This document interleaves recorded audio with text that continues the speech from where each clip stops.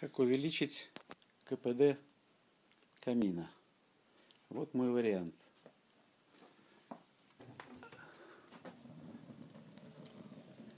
В верхнюю часть поставлен теплообменник. По тем трубам вода поступает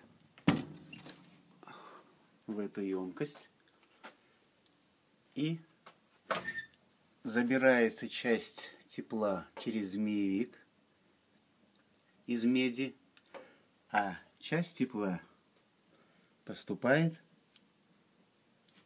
в батарею, радиатор. Одна находится здесь, вторая находится за стенкой в мастерской. Для того, чтобы вода не испарялась из емкости и для безопасности, он не завязан напрямую в систему, а находится вот здесь. И туда внутрь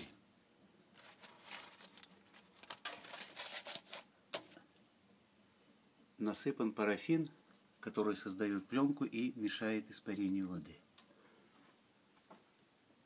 Значит, в дымоход,